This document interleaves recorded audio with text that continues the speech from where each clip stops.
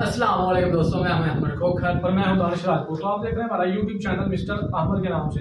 Sir बताएं हम किस वीडियो रिएक्शन दे रहे हैं। तो आज हम रिएक्शन वीडियो बनाने जा रहे हैं Indian house versus American house. देखेंगे एक तरफ होगा एशिया का सबसे बड़ा कंट्री इंडिया और दूसरी तरफ अमेरिका। तो देखेंगे किसके ज़्यादा पावरफुल हाउस होंगे और किसके ज़्यादा खूबसूरत होंगे। तो फिर बगैर टाइम इसकी रिएक्शन देते हैं। Let's go.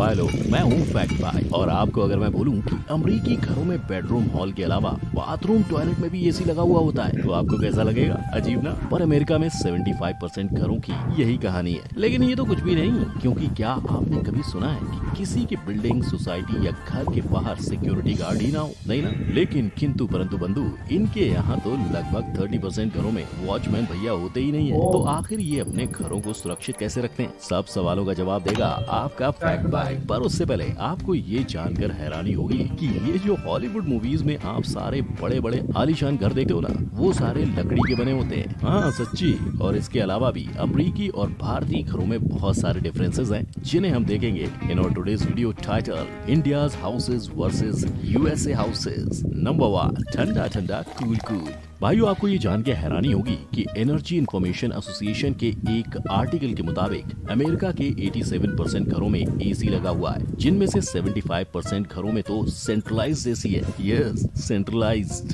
यानी घर में घुसते ही हर जगह आपको बस शॉपिंग मॉल वाली फीलिंग आ जाएगी, क्योंकि सेंट्रलाइज्ड एसी यानी घर में सिर्फ हवा आने के लिए वेंट्स होंगे, बट कहीं आपको एसी कहाँ लगा हुआ है ये नहीं दिखेगा। ठीक ऐसे ही इनके घरों में भी ऐसा ही सिस्टम होता है, जहाँ kitchen, hall, bedroom, bathroom, toilet, अलमीरा और पता नहीं कहाँ ऐसे एसी के वेंट्स लगे हुए होते हैं, जहाँ से ठंडी ठंडी हवा 24 घंटे आती रहती है। और इस बहती हवा को कंट्रोल करने के लिए इकलौता कंट्रोलर दिया हुआ होता है, जिससे पूरे घर के टेम्परेचर को बढ़ाया या घटाया जा सकता है। और हाँ, इसी एसी के सिस्टम में हीटर का भी ऑप्शन मौजूद होता है। क्या है ना, इनके यहाँ बर्फ वगैरह का भी झमेला होता है, इसलिए पहले से ही सारे इंतजाम किए हुए होते हैं, यानी अलग से हीटर पे खर्चा करने की नौबत ही नहीं आती है। वहीं दूसरी ओर अगर हम इंडियन घरों की बात करें तो लाइव मिंट के एक आर्टिकल के मुताबिक ओवरऑल इंडिया के सिर्फ 5% घरों में ही एसी लगे हुए हैं। उसमें से कितनों के पास सेंट्रलाइज एसी है, इसकी जानकारी तो ऑनलाइन उपलब्ध नहीं है। तो सोचो कितने कम परसेंट होंगे या नहीं होंगे। अब ऐसा इसलिए हो सकता है क्योंकि वी इंडियंस आर जुगाड़ू इंडियंस, मतलब एसी हॉल या बेडरूम में किसी एक जगह ही होगा और सब वहीं जाके सोएंगे।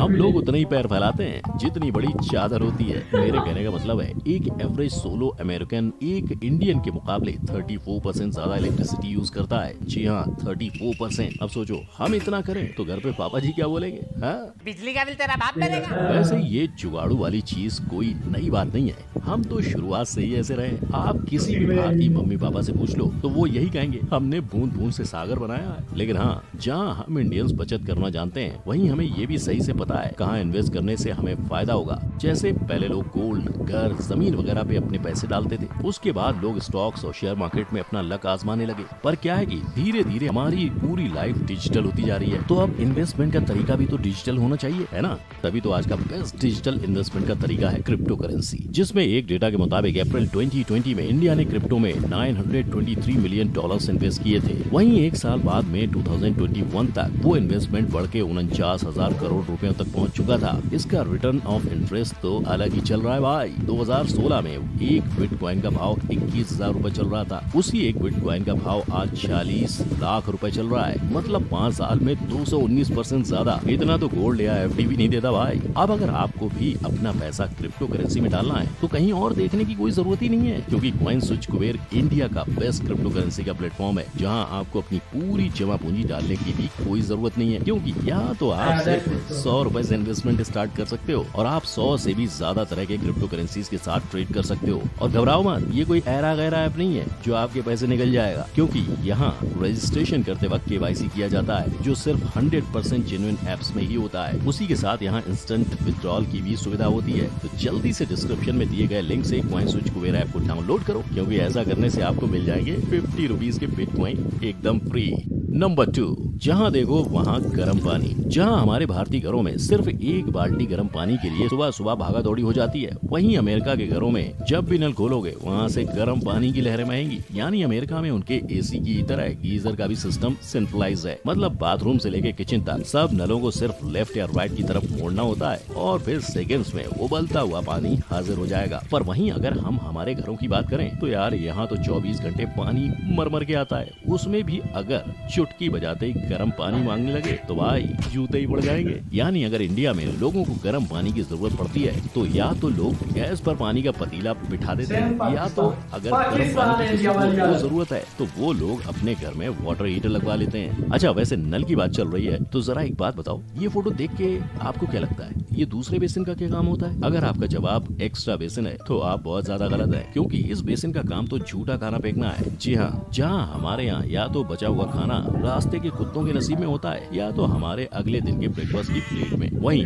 अमेरिकन घरों में ज्यादातर बचा हुआ खाना कचरे के डिब्बे में ही फेंका जाता है और इसी प्रक्रिया को साफ तरीके से करने के लिए ये किचन में ये गार्बेज डिस्पोजल करने की बेसिन बनी हुई है, जो बिल्कुल एक मिक्सर की तरह काम करती है। बस फर्क इतना होता है कि इसमें क्रश हुई चीजें डायरेक्ट कूड़े में जाती हैं। नंबर 3, लकड़ी का घर। वैसे एक बात तो है, अगर कभी अंबुजा सीमेंट वाले अपना धंधा बढ़ाने के लिए अमेरिका चले गए तो इनका तो कारोबार ही बंद हो जाएगा, क्योंकि यार 7 समंदर पार अमेरिका में लगभग 90% इमारतें लकड़ी की बनती हैं। अरे भाई मैं मस्ती नहीं कर रहा हूँ। यूएसए में कंक्रीट सीमेंट का इस्तेमाल सिर्फ और सिर्फ इमारत की बुनियाद के लिए किया जाता है, बाकी पूरा का पूरा ढांचा लकड़ी का बना होता है। लेकिन लेडीज एंड जेंटलमैन, ये लकड़ी की इमारत बनाने के पीछे भी एक सॉलिड कारण है। वहाँ सीमेंट की सिर्फ एक गोनी 9000 की बिकती है, क्योंकि क्या है ना, वहाँ की इंडस्ट्रीज और फैक्ट्रीज में सीमेंट और कंक्रीट का बहुत ज्यादा डिमांड है, जिसके कारण उसका भाव भी आसमान छूने लायक है। तभी तो इनको एक घर बनाने के लिए 100 जितने पेड़ काटना ज्यादा फायदेमंद लगता है। लेकिन ये सिर्फ इकलौता कारण नहीं है। इसके अलावा सीमेंट की तुलना में लकड़ी के कारण कंस्ट्रक्शन का काम भी नॉर्मल से कहीं ज्यादा जल्दी पूरा हो जाता है। वहीं दूसरी ओर हम भारत की बात करें तो यहाँ सारी इमारतें और घर सीमेंट या ईंट के बने होते हैं, और ऐसा इसलिए क्योंकि पहले तो हमारे यहाँ अमेरिका की तरह हजारों में झाड़ नहीं उगाए जाते हैं। दूसरी बात ये कि सीमेंट से बने घर पानी के गीलेपन को जल्दी सोख लेता है,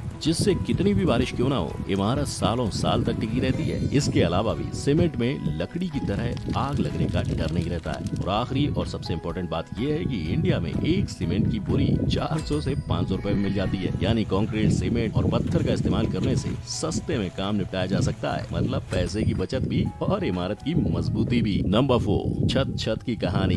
वैसे आपको बता दूं, अमेरिका में छत पर कपड़े सुखाने की या गर्मी में खटिया डाल के फैल जाने की या आम का अचार सुखाने का तो सोचना भी मत, क्योंकि इनकी छत पर ये सब करने की जगह नहीं होती है। और ऐसा इसलिए क्योंकि उनके यहाँ की छत कुछ इस तरह की दिखती है। मतलब समझ रहे हो, कोई इंसान भला क्यों ऐसे स्लोपिंग छत पर कुछ रखने जाएगा। खैर वो सब छोड़ो, असली बात ये है कि वहाँ की छत का ये डिजाइन होने का भी अपना रीजन है, जो ये है कि अमेरिका के लगभग हर राज्य में बर्फ गिरती है, वो भी एकदम फुल फोर्स में। जिससे होता ये है कि ऐसे स्लोपिंग वाले छत होने के कारण बर्फ को साफ करने का काम बिल्कुल आसान हो जाता है। अब तुम ही सोचो, अगर वहाँ हमारे जैसे फ्लैट छत होते तो बेचारे लोगों को बर्फ साफ करते करते जमाना निकल जाता। और वैसे जैसे इन लोगों के पास बर्फ का मसला है, वहीं इंडिया के पास भी फ्लैट छत बनाने का अपना सॉलिड रीजन है। वो ये है कि फ्लैट रूफ्स को बनाने में ज्यादा खर्चा नहीं आता है और आगे जाके भी कम खर्चे देता है। यानी बेसिकली बहुत ही टिकाऊ चीज है। और इसके साथ ही फ्यूचर में अगर इमारत को एक्स्ट्रा मंजिल देने की जरूरत पड़ जाए तो वो भी आसानी से हो सकता है। इसके अलावा फ्लैट रूफ्स में बनी वेंटिलेशन के यूनिट घर के एयर फ्लो को बनाए रखता है, जिससे गर्मी के मौसम में ये घर को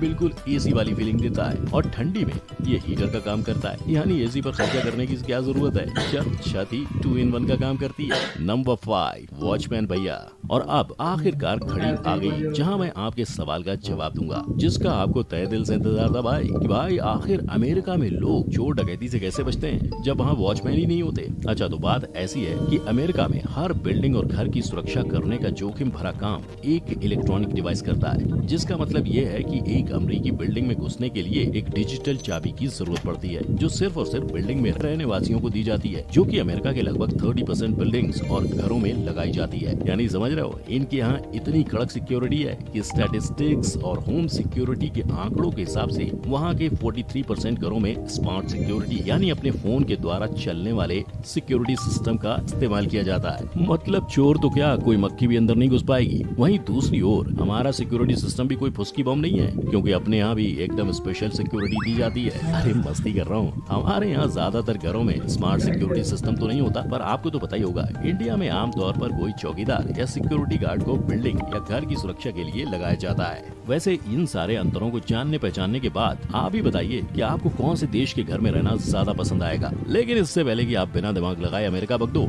एक बात याद रखना कि अमेरिका के सबसे महंगे शहर सैन फ्रांसिस्को में एक नॉर्मल सा फ्लैट खरीदने के लिए आपको कम से कम 9 करोड़ रुपए चाहिए होंगे। वहीं अपने यहाँ के सबसे महंगे शहर मुंबई में सिर्फ 2 से 3 करोड़ तक आपको अच्छा खासा घर मिल जाएगा। अब आप सोच लो क्या करना है। सोचते सोचते ये वीडियो को लाइक और शेयर भी कर देना, और कॉइन स्विच कुबेर को एक बार चेक करना मत भूलना। हमारे चैनल को सब्सक्राइब करके बेल आइकन को हिट कर देना। तो हमें उम्मीद है कि आप लोगों ने वीडियो देख ली होगी। इंडिया तो सेम टू सेम पाकिस्तान की तरह था। जैसे इंडिया में एक एसी वाले कमरे में सब के सब घुस जाते हैं, वैसे ही हमारे यहाँ भी इस तरह ही होता है। एक कमरे में एसी लगा होता है, बड़े कमरे में, और वहाँ सब की सब फैमिलीज होती है। और अमेरिका वाला सिस्टम मुझे कुछ खास नहीं लगा, क्योंकि जो देसी माहौल है वो देसी है। देखो यार, हम उसने पूछा कि आपको कहाँ पे रहना पसंद है, तो हमें यूएसए या यार इंडिया ये में? इसी माहौल, अगर फर्ज करें अगर किसी छत के ऊपर जाना और देखना माहौल समझ रहे हो, देखना उस तरह का वहाँ नहीं होता। हाँ यार, छत पे जाने का, वहाँ देखने का, घूमने फिरने का भी एक अलग सी फीलिंग होती है। और शायद जो अमेरिका वाले वो सोचते होंगे कि हम लोग इंडिया ये इस तरह के इलाकों में रहे। तो यार ये अपनी अपनी चॉइस होती है। तो मजा आ गया यार वीडियो देखा। तो मुझे इंडिया वाले ना सेम टू सेम पाकिस्तान है, यानी कि जैसा कि पाकिस्तान वाली ये वीडियो हम देख रहे थे। अमेरिका में इलेक्ट्रिक वो दरवाजे होते हैं, कैमरे से देखा, वहीं से क्लिक किया। और पाकिस्तान में भी है कि हम खुद ही जाएंगे, या कोई बाहर रखा हुआ गार्ड। तो इससे मैं ये मतलब ये चीज ठीक है कि बंदा कहीं पे मसरूफ तो रहता है यार, उठता तो है ना। तो फिर मजा आ गया यार वीडियो। अस्सलाम वालेकुम।